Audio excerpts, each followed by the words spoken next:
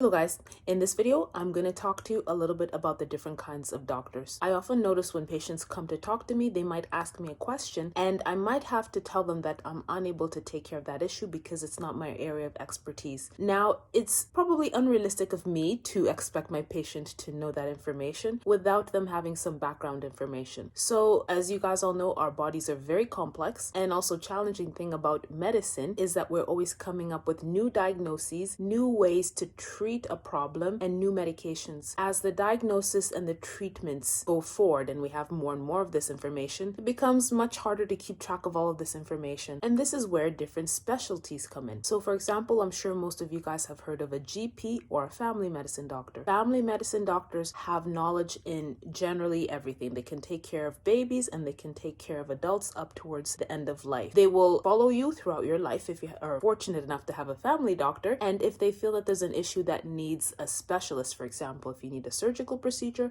they'd often refer you to a surgeon who does surgery in that area. If you have a complex medical problem that requires more advanced diagnoses, more advanced treatments, they might refer you to a specialist in that area. For example, if you have a heart problem, they might refer you to a heart doctor who's also known as a cardiologist. I'm going to name some of the different kind of specialties so you guys can get an idea of their names in simple terms and in medical terms and what they do. So we have brain doctors, and there are generally two kinds of brain doctors. There are neurologists, who are the brain doctors that diagnose medical conditions that affect the brain, such as strokes, different kinds of dementia, such as Alzheimer's, and many other conditions. The other type of brain doctor is called a neurosurgeon. So neurologists and neurosurgeons are not the same. The neurologist usually takes care of the medical issues that are related to the brain. They might do some procedures that help manage different kinds of strokes, and in some cases, if they feel it's necessary, they might refer you to a neurosurgeon. So neurosurgeons are doctors that usually do surgery on the brain. In some instances, depending on their training, they might also do surgery on the nerves that are in the neck and nerves in other parts of the body, but for the most part, they do surgery in the brain. We are going to talk about the heart now. So there are heart doctors. One of the types of heart doctors are called cardiologists. General cardiologists take care of general heart issues. For example, if you've had a heart attack and there are some other issues going on with your heart, such as you have abnormal heartbeats, they might decide and determine what kind of condition you have. There are other subspecialties within cardiology. For example, if you're having rhythm problems and you need a pacemaker, you might be referred to what is called a cardiologist that specializes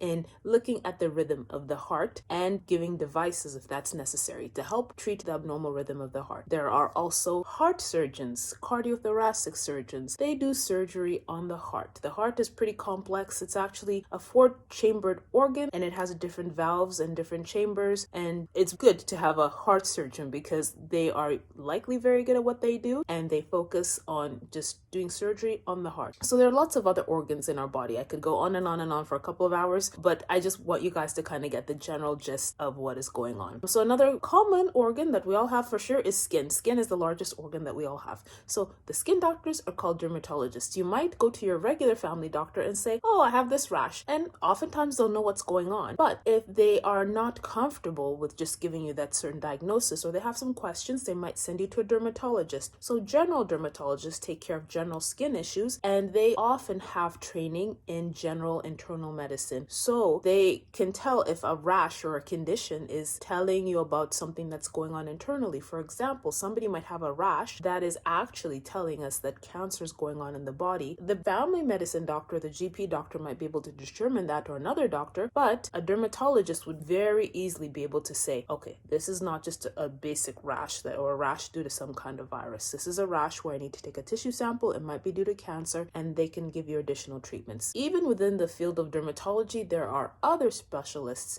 So you're going to have somebody that's called a Mohs surgeon. They're dermatologists that do surgery, microscopic surgery, primarily to help manage skin cancer. So if somebody has a skin cancer on their face, you would prefer to have a Mohs surgeon, somebody who's going to do very fine and delicate surgery to get rid of the cancer with the appropriate margins, but without having to cut a larger section of the skin out than is necessary. There are also dermatologists that specialize in laser surgery. So to get to that point, they have to do a lot of additional training. They might have done 1 year of internal medicine, 3 or 4 years of dermatology, general dermatology, and then they might have done a fellowship, which is extra training after residency, to become a laser dermatologist. As I mentioned, we have lots of organs and each organ has a different specialty, but as I mentioned, as we're coming out with more medications, there are more specialties. So I'm going to give you an example. For example, we have doctors that specialize in taking care of the stomach. The general internal medicine doctors that do additional training to take care of the stomach are called gastroenterologists. There is a condition where there's inflammation in the bowel, so some doctors that have done the training of internal medicine plus gastroenterology will do another fellowship to specialize in inflammatory bowel disease. This is a newer fellowship, but this has come around because there are so many medications to take care of inflammatory bowel disease. So I think after all this talking about all the different kinds of doctors, you guys kind of get the gist and get the idea, and hopefully you can understand why. Sometimes you might ask your doctor a question and they'll say, I'm not the right person to answer that. It's not that your doctor is not concerned about you, it's just because they feel that you'd be better served by a doctor who specializes in answering the question that you have. I hope you found that useful and informative. Bye-bye for now.